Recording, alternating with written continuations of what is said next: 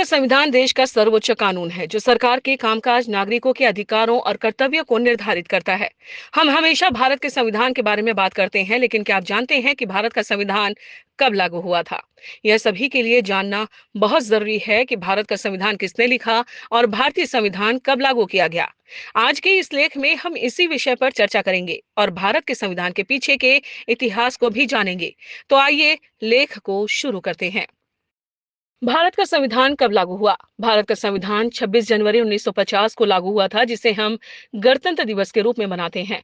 26 जनवरी को गणतंत्र दिवस मनाया जाता है क्योंकि इस दिन भारत के संविधान को लागू किया गया था। 15 अगस्त 1947 को स्वतंत्रता प्राप्त करने से पहले भारत लगभग 200 वर्षों तक ब्रिटिश शासन के अधीन था। स्वतंत्रता के बाद संविधान सभा को भारत के संविधान का मसौदा तैयार करने की जिम्मेदारी सौंपी गई थी। भारत का संविधान क्या है? भारत का संविधान देश का सर्वोच्च कानून है जो सरकार के कामकाज, नागरिकों के अधिकारों और कर्तव्यों और राज्य के नीति के निर्देशक सिद्धांतों के दांतों का निर्धारित करता है। यह एक व्यापक दस्तावेज है जो भारतीय लोकतंत्र की आधारशिला के रूप में कार्य करता है। संविधान 26 जनवरी 1949 को अपनाया गया था और 26 जनवरी 1950 को लागू हुआ था। यह दुनिया के सबसे लंबे लिखित संविधान में से एक है। इसमें 470 अनुच्छेद और 12 अनुसूचियां शामिल हैं और यह केंद्र और राज्य सरकारों की शक्तियों और कार्यों को परिभाषित करता है। यह नागरिकों को मौलिक अधिकारों की गारंटी देता है और राज्य नीति के निर्देशक सिद्धांतों को निर्धारित करता है। भारत के संविधान सभा का गठन कब हुआ? भारत की संविधान सभा का गठन 1946 में हुआ था और इसके सदस्य अप्रत्यक्ष चुनाव द्वारा चुने गए थे। सभा का नेतृत्व डॉक्टर राजेंद्र प्रसाद ने किया था, जो बाद में भारत के पहले राष्ट्रपति बने। विधानसभा में 299 सदस्य थे, जिनमें से 15 महिलाएं थीं। सदस्य विभिन्न धार्मिक, भाषाई और सामाजिक पृष्ठभूमि से थे और वे भारत की विविधता का प्रतिनिधित्व करते थे। विधानसभा द्वारा नियुक्त विशेषज्ञों की एक समिति द्वारा संविधान का मसौदा तैयार किया गया था। इस समिति में डॉक्टर भीमराव अंबेडकर भी शामिल थे, जिन्होंने भारतीय संविधान को लिखा था। इसलिए इन्हें भारतीय संविधान के जनक के रूप में भी माना जाता है।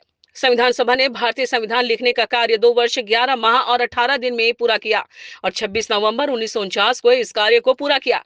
इसके बाद 26 जनवरी 1950 को यह संविधान पूरी तरह से लागू हुआ और पूरे भारत देश में अपनाया जाने लगा। भारतीय संविधान के लागू होने से संबंधित कुछ प्रमुख बातें। भारत का संविधान भारत सरकार अधिनियम 1935 पर निर्धारित है। स्वराज पार्टी ने 1934 में रांची में भारतीयों की ओर से एक संविधान सभा की पहली मांग रखी थी। 1935 में भारतीय राष्ट्रीय कांग्रेस के आधिकारिक तौर पर संविधान बनाने के लिए एक संविधान सभा की मांग की गई। क्रिप्स मिशन ने 1942 में संविधान बनाने के लिए एक निर्वाचित सभा के निर्माण का प्रस्ताव रखा। भारत के संविधान सभा का गठन 1946 में प्रतिनिधि चुनाव के माध्यम से कैबिनेट मिशन योजना द्वारा किया गया था।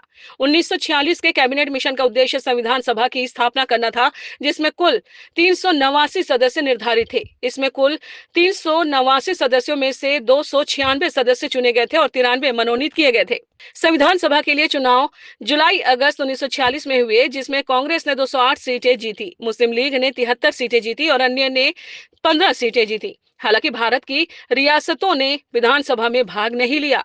संविधान सभा की पहली बैठक 9 दिसंबर 1946 में हुई, जिसमें 207 सदस्य उपस्थित थे और डॉक्टर सच्चिदानंद सिन्हा अस्थायी सदस्य के रूप में कार्यरत थे। परंतु उसके बाद 11 दिसंबर 1946 को डॉक्टर राजेंद्र प्रसाद को संविधान सभा का स्थायी सदस्य चुना गया। बेरीगल नरसिम्हा राव ने भारतीय संविधान के निर्माण के दौरान संवैधानिक सलाहकार के रूप में कार्य किया। भारतीय संविधान की कुछ प्रमुख विशेषताएं।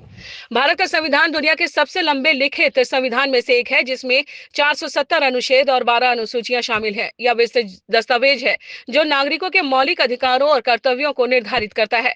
मौलिक अधिकार। संविधान भारत के सभी नागरिकों को मौलिक अधिकारों की गारंटी देता है, जैसे भाषण और अभिव्यक्ति की स्वतंत्रता का अधिकार, कानून के समक्ष समानता का अधिकार और जीवन स्वतंत्रता का अधिकार। राज्य नीति के निर्देशक सिद्धांत। संविधान राज्य की नीति निर्देशक सिद्धांतों को निर्धारित करता है, जो लोगों के कल्याण को सुनिश्चित करने के लिए सरकार के लिए दिशा निर्देश है। इनमें से शिक्षा के लिए समान अवसर प्रदान करना, श्रमिकों के लिए जीवित मजदूरी हासिल करना और समाज के कमजोर वर्गों के कल्याण को बढ़ावा देना शामिल है। संघीय संरचना। भारत का संविधान सरकार के एक संघीय ढांचे के लिए प्रदान करता है, जहां केंद्र सरकार और राज्य सरकारों के बीच शक्ति शाहजहां की जाती है। यह संविधान केंद्र और राज्य सरकारों की शक्तियों और कार्यों को परिभाषित करता है। स्वतंत्र न्यायपालिका। संविधान एक स्वतंत्र न्यायपालिका प्रदान करता है जो कानून की व्याख्या करने और यह सुनिश्चित करने के लिए जिम्मेदार है कि सरकार संविधान के ढांचे के भीतर कार्य करती है। यहाँ पर संविधान की कई और सारी विशेषताएं हैं, लेकिन हमने यहाँ पर आपको कुछ मुख्य और उल्लेखनीय विशेषताओं के बारे में जानकारियां दी हैं।